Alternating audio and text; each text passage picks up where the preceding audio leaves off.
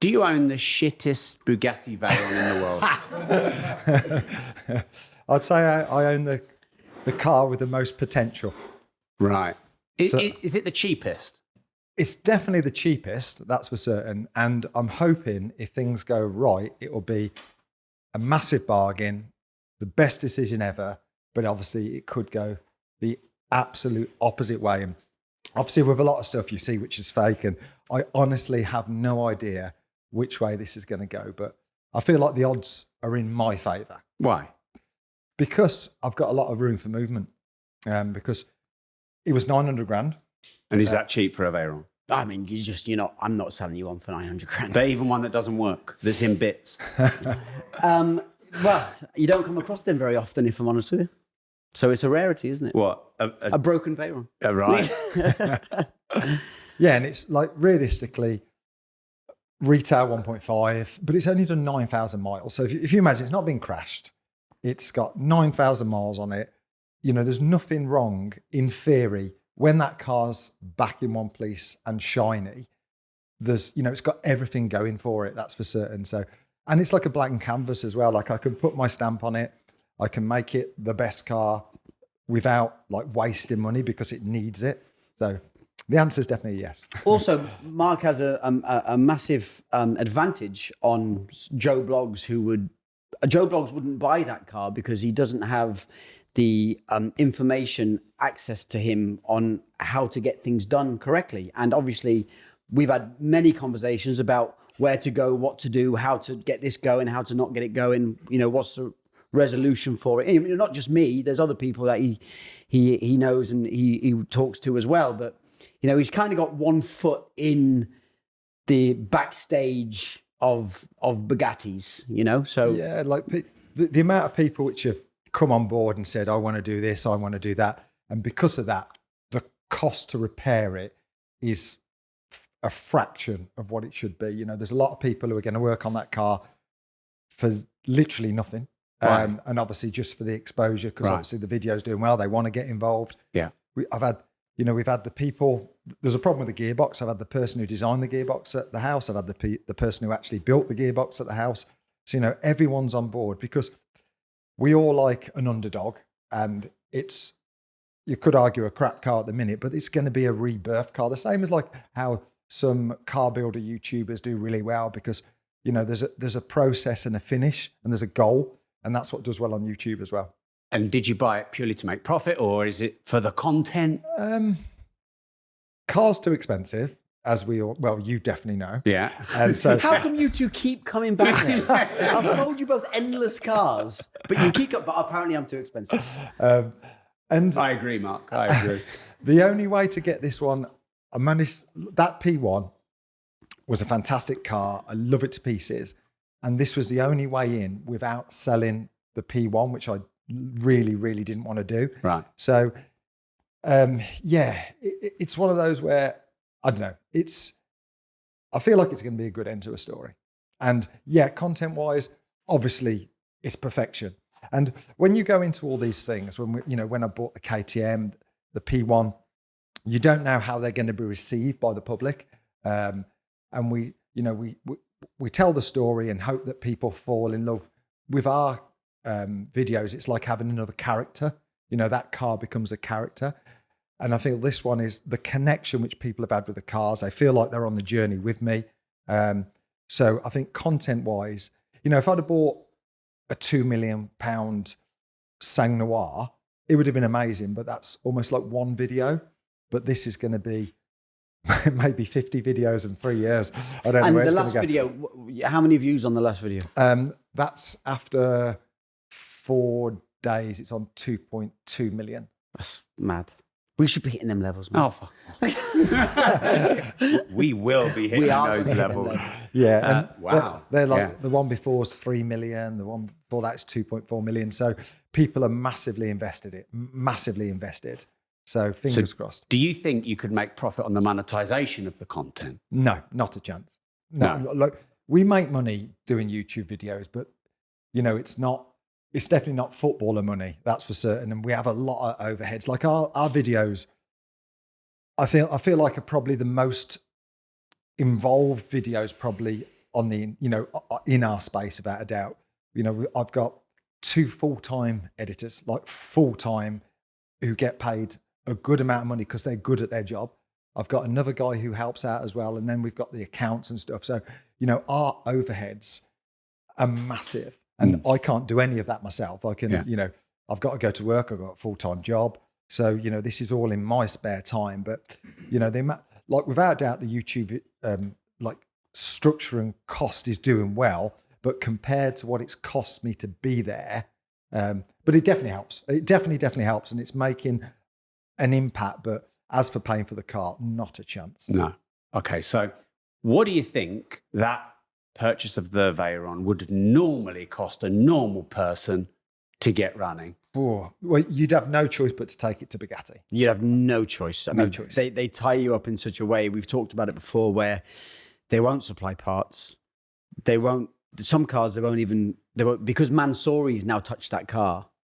They probably wouldn't even go near the car, even if you said, "Okay, let me buy all your parts." Some dealers probably wouldn't even do that. No, Right.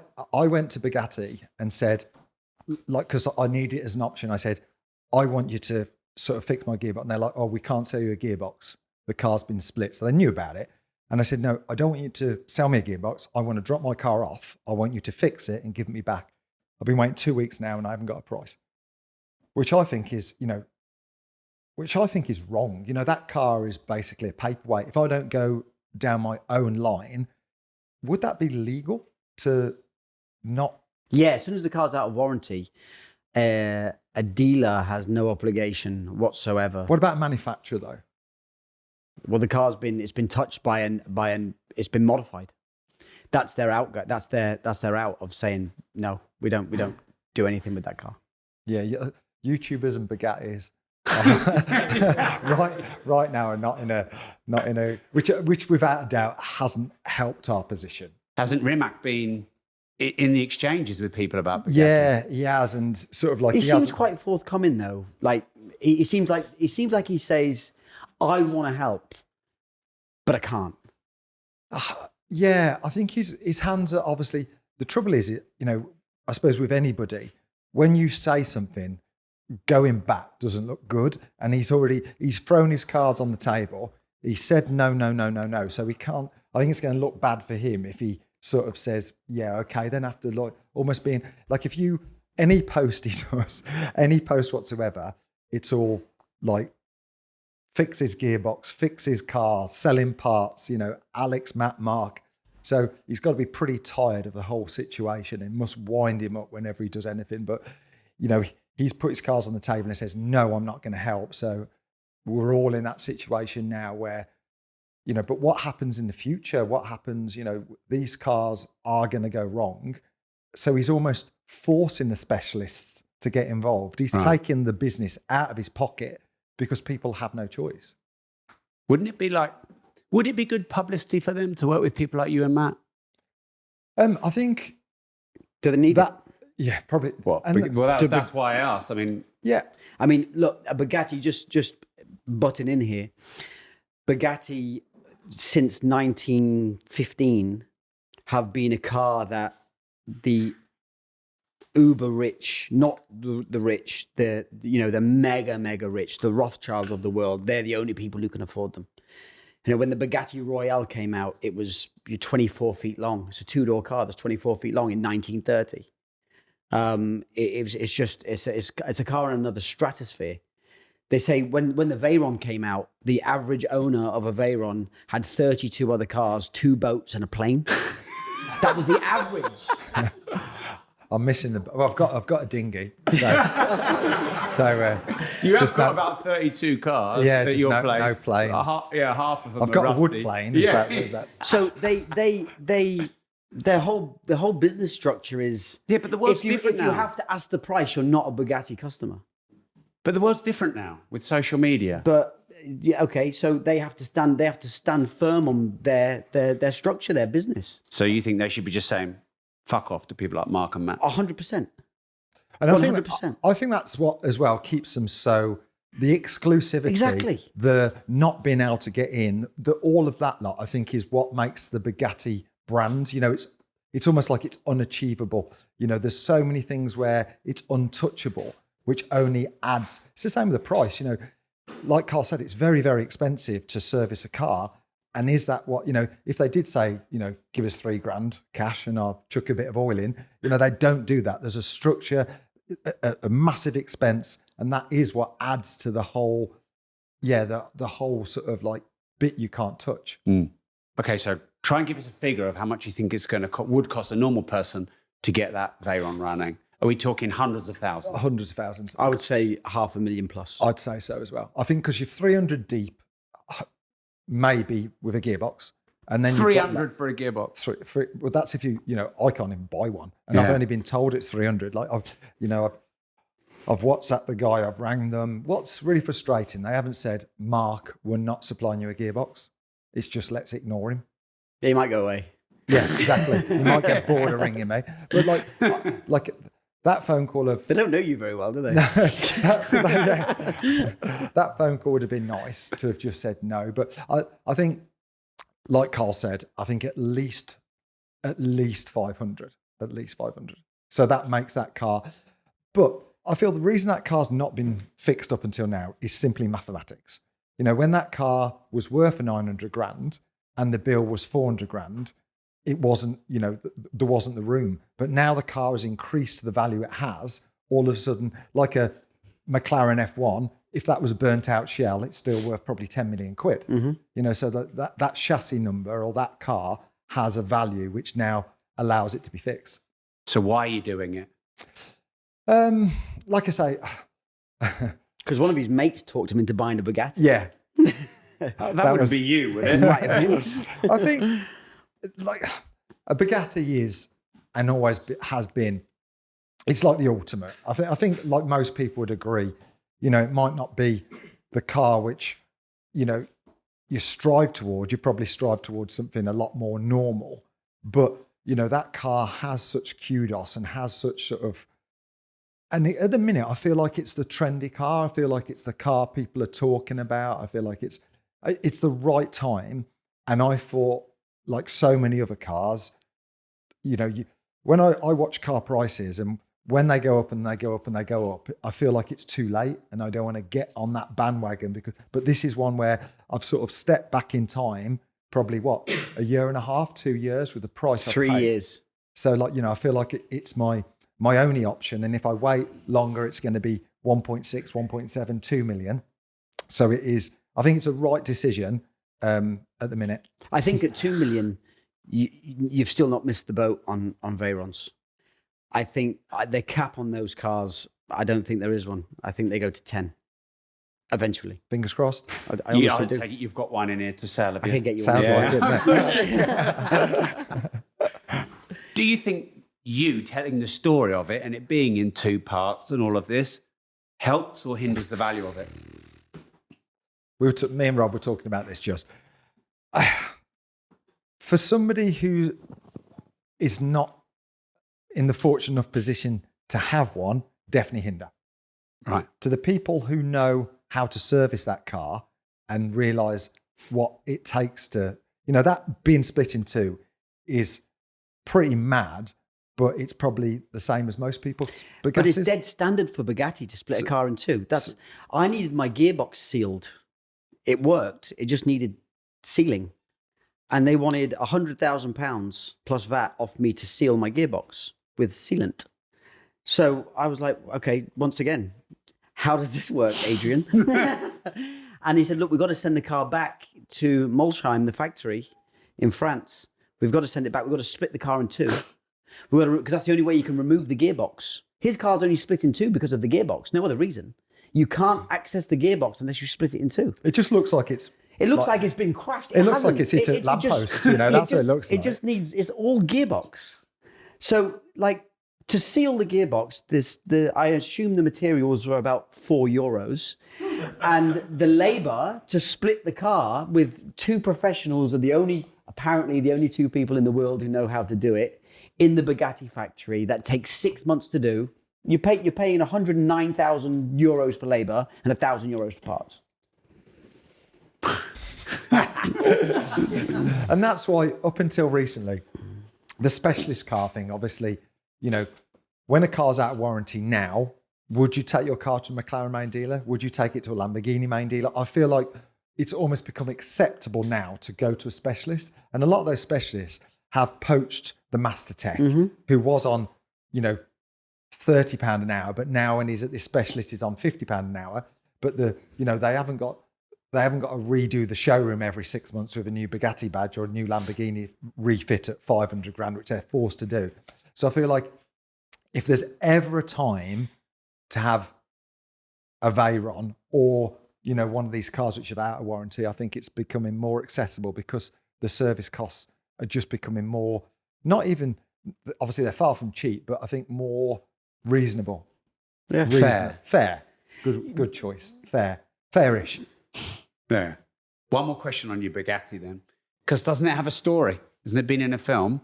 And is this you just like plugging it to try and up the value, or is this? Do you think it matters? Again, I think because of the channel, because when we put a video out, the Instagram, I'll have 200, 300, 400, 500 messages on Instagram, which we all have to try and scroll through because there's going to be some great things in there.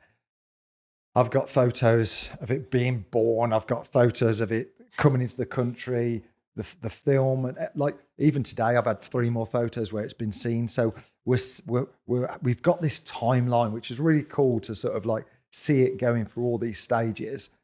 But also what he's doing when he's making these videos and documenting how the car's going to get fixed and stuff like that, it's no different to me sending a car. Like at the minute, I've got a Mercedes 300 SL Gullwing that's going for complete restoration. Okay, so what the company will do is they will take photos and documents at each stage. So when it's done, I can show the buyer, like, this is what it was like. It was a good car before. This is what it was like. It wasn't smashed or anything. And then I restored it, and this is it as a bare metal respray, and this is with the engine out, and this. That's all Mark's doing on film. He's basically creating a file and a life story of his final product. Well, I think the answer to your question then, Carl, is it going to be worth less money? No.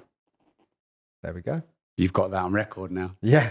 What would you buy it? Would you give him a guaranteed buy? When it's done and when it's finished, if he shows me what it's cost him, because I know he's been quite clever with his negotiations. Well, how's that relevant, though? Because what I would say is, I know he paid $900,000 for it. I don't know how much he's personally going to spend on it. But how is that relevant for your sale price? Because you'll hear, if you let me finish, you'll hear what I'm about to say. I will give him £100,000 profit on the day it's finished. What would you sell it for? If it, I don't know. How long's a piece of? How do I know what anything's going to be worth tomorrow? If it's today. If that car was a perfect car today and it was done and finished, it would sell for 1.5. Right. Like easy. And that car is going to be the best, cleanest. The people we've got involved, the team we've got will make that car perfection. Like it will be as good as the day it came out of the factory. This just sounds like you two just talking through it. So in the end, he's going to sell it for 1.6. You're going to make 4. He's going to make 150. We're going to start on all of these in a minute, aren't we? Work our way around. But you should have got on this train. I'm telling you. Yeah, you missed it, Rob. I mean, you did tell me to buy one at 900. Yeah, you did. I bought one at 650. What was wrong with it? Nothing. I had it done. What did I do? 16,000 kilometers in it, and sold it for 1.250. Right. I've been told off in the comments because I say wow a lot. I'm just trying not to say wow. But that feels like a wow. I then bought that with the 1.250 and sold it for 2.6. All right. I've also done 6,000 miles in that. We're all in the wrong fucking business, aren't we? Exactly. When you listen to me, you'll learn. What about the SF90? You should buy one. No. So I had two SF90s 3 days ago. I've now got none. He also told me to get one then when it was at 330, and now it's worth 250. Yeah, exactly. Mark, listen, he told me like 400, 350, 300. But Mark, listen, he bought one. And it cost me 80 grand. Cheers, Carl. Have you sold it? No. Well, it hasn't cost you anything, has it? Hey, wait, this conversation has not ended. So click here for more exclusive, wild and crazy car content.